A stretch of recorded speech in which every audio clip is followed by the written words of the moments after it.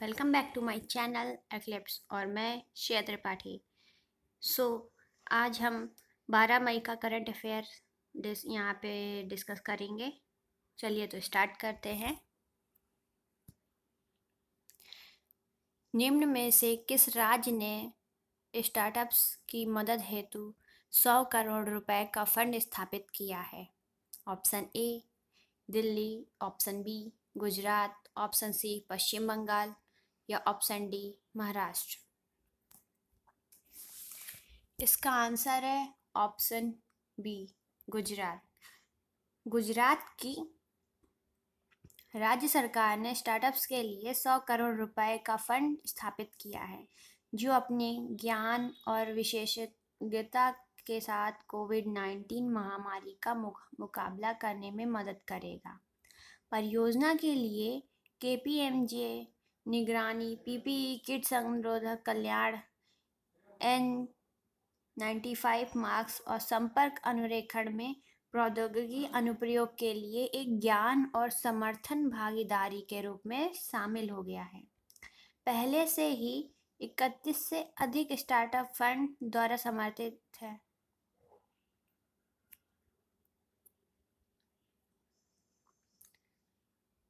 हाल ही में प्रवासी राहत मित्र ऐप किस राज्य सरकार ने लॉन्च किया है? Option A Bihar, option B Madhya Pradesh, option C Uttar Pradesh, option D Paschim Bangal. इसका आंसर है ऑप्शन सी। उत्तर प्रदेश की राज्य सरकार ने प्रवासी कामगारों की मदद के लिए प्रवासी राहत मित्र एप्लीकेशन लॉन्च किया है, जो कि लॉकडाउन के दौरान देश के अन्य हिस्सों से लौट रहे हैं।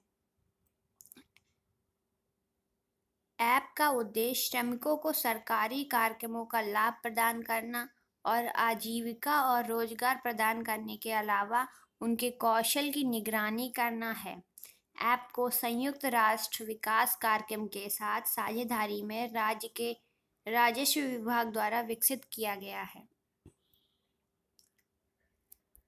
नेक्स्ट, किस कंपनी ने ग्रामीण सीमावर्ती स्वास्थ्य कर्मियों की सहायता हेतु सौर ऊर्जा से चलने वाले मोबाइल स्वाप संग्रह की शुरुआत की? Option A Bajaj solar light, option B जिक्सा solar light, option C Urja panel solar light या option D Selco solar light. इसका आंसर है option D Selco solar light. Selco solar light private limited ने ग्रामीण सीमावर्ती स्वास्थ्य कर्मियों की सहायता के लिए सौर ऊर्जा से चलने वाले मोबाइल स्वैप संग्रह की शुरुआत की है और मोबाइल स्वैप संग्रह वैन में एक सौर पैनल स्थापित किया है, जो उडुपी जिले के कुंडापुर तालुक के स्वास्थ्य कार्यकर्ताओं के लिए फायदेमंद होगा। वैन में मोबाइल के स्वास्थ्य संग्रह के शीर्ष पर 75 वाट की इकाई है, जो पोर्टेबल चार्जिंग यूनिट के साथ टॉर्च लाइट और 2 प्रशंसकों की बिजली की आपूर्ति प्रदान करती है, जो श्रमिकों को स्वैप संग्रह इकाइयों में राहत प्रदान करेगी। नेक्स्ट क्वेश्चन, कोविड-19 के लिए मोनोक्लोनल एंटीबॉडी विकसित करने हेतु कौन जिम्मेदार होगा? Option A NASA, option B ISRO, option C BBIL या ऑप्शन डी WHO। इसका आंसर है option C BBIL. BBIL Bharat Biotech International Limited BBIL वाणिज्यिक भागीदारी होगा और उत्पन्न होने वाले मोनोक्लोनल एंटीबॉडी के भविष्य के विकास और व्यवसायीकरण के लिए जिम्मेदार होगा। CSIR ने रोगियों में SARS-CoV-2 वायरस को बेअसर करने के लिए मानव मोनोक्लोनल एंटीबॉडी के विकास के लिए कई परियोजनाओं को मंजूरी दी है। यह परियोजना एक बहुसंस्थागत और बहुअनुशंसात्मक टीम द्वारा कार्यान्वित की जाएगी और एक चिकित्सीय रणनीति के रूप में मोनोक्लोनल एंटीबॉडी उत्पन्न करेगी। विशेषज्ञ दल में IIT Indore, Bharat Biotech International Limited BBIL और पेड्रोमिक्स टेक्नोलॉजियन प्राइवेट लिमिटेड जैसे शैक्षणिक संस्थाओं और उद्योगों के प्रतिभागी शामिल हैं। नेक्स्ट क्वेश्चन, टाटा उपभोक्ता उत्पादों ने लोगों को आवश्यक सामान पहुंचाने और अपने प्रत्यक्ष वितरण मॉडल को मजबूत करने हेतु किस कंपनी के साथ समझौता किया है? Option A Zomato, option B Amazon, option C Flipkart, option D Swiggy. इसका आंसर है option A Zomato.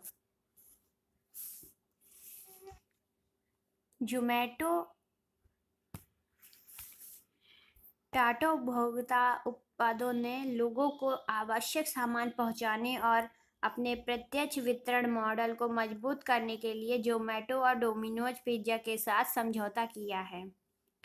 Domino's pizza के साथ साझेदारी में दिल्ली, मुंबई, चेन्नई, हैदराबाद, कोलकाता और बेंगलोर में डोमिनोज की आवश्यक सेवाओं के तहत सेवाएं उपलब्ध होंगी। इसके अलावा टाटा उपभोक्ता उत्पादों ने अपने स्वयं के ई-कॉमर्स प्लेटफॉर्म टाटा न्यूटी कॉर्नर के माध्यम से आवश्यक उत्पादों की डिलीवरी शुरू की है।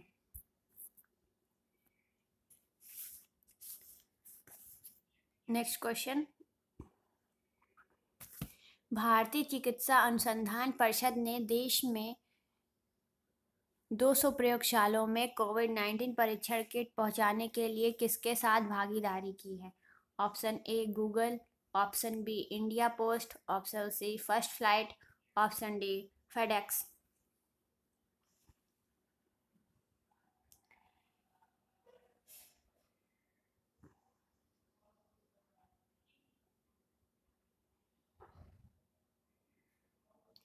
इसका आंसर है option B India post.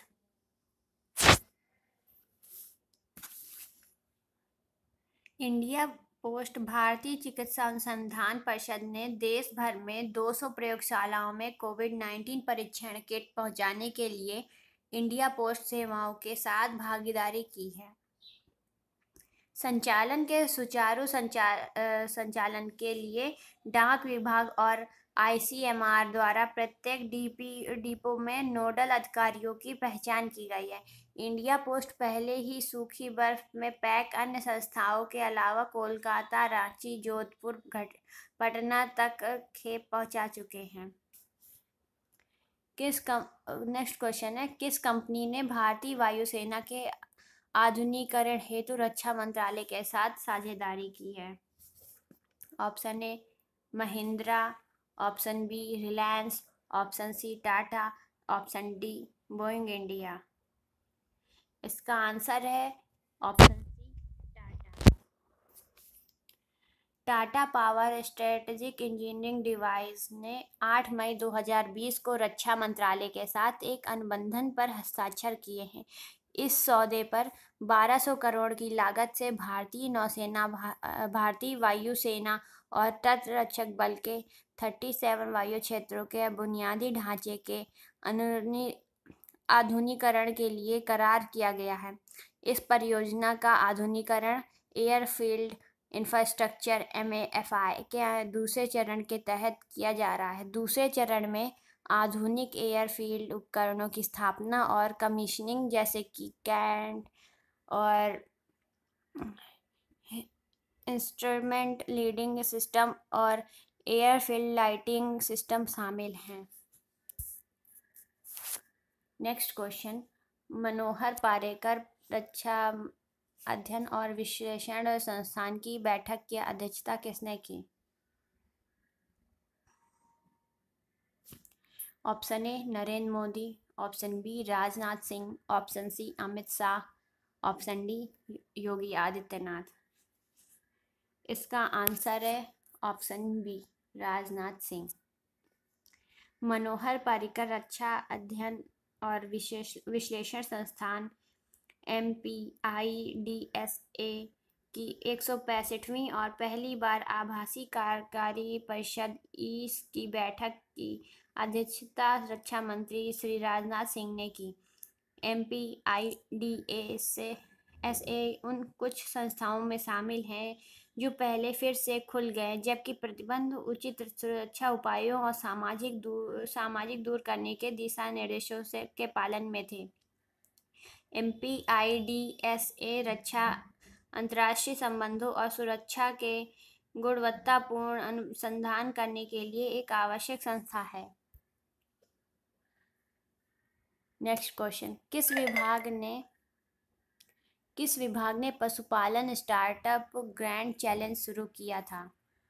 Option A मत्स्य विभाग, ऑप्शन बी कृषि विभाग, ऑप्शन सी पशुपालन और डेयरी विभाग, या ऑप्शन डी ग्रामीण विकास। इसका आंसर है पशुपालन और डेयरी विभाग, ऑप्शन सी। पशुपालन और डेयरी क्षेत्र के सामने आने वाले मुद्दों और चुनौतियों का समाधान करने के लिए अभिनव और व्यावसायिक रूप से व्यवहार समाधान खोजने के लिए स्टार्टअप इंडिया के साथ मिलकर पशुपालन और डेयरी विभाग द्वारा पशुपालन स्टार्टअप ग्रैंड चैलेंज शुरू किया गया था। प्रधानमंत्री जी श्री नरेंद्र मोदी ने 11 सितंबर 2019 को मथुरा में एक राष्ट्रीय पशु रोग नियंत्रण कार्यक्रम में चुनौती का शुभारंभ किया था। स्टार्टअप इंडिया की वेबसाइट पर 11 सितंबर 2019 से 15 नवंबर 2019 तक स्टार्टअप्स से आवेदन स्वीकार किए गए। नेक्स्ट क्वेश्चन, हाल ही में किस देश की नौसेना ने मिशन सागर को लॉन्च किया है? Option A Maldives, option B Madagascar, option C Seychelles, या ऑप्शन डी भारत। इसका आंसर है ऑप्शन डी भारत। हाल ही में भारतीय नौसेना ने कोविड-19 के कारण अपने पड़ोसी देशों को खाद्य पदार्थों, आयुर्वेदिक दवाओं और चिकित्सा सामग्री पहुंचाने के लिए मिशन सागर को लॉन्च किया है। इसकी शुरुआत 10 मई से हुई है। नेक्स्ट क्वेश्चन, हाल ही में FIH प्रेसिडेंट नरेंद्र बत्रा का कार्यकाल कब तक के लिए बढ़ाया गया है? Option A 2021, option B 2022, option C 2023, या ऑप्शन डी इनमें से कोई नहीं।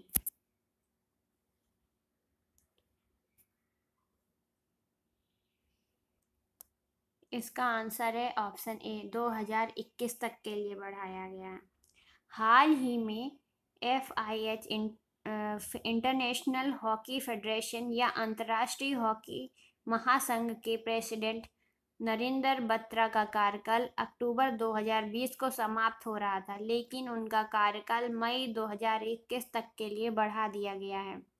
FIH का मुख्यालय लॉजेन, स्विट्जरलैंड तथा इसकी स्थापना 7 जनवरी 1924 में हुई थी।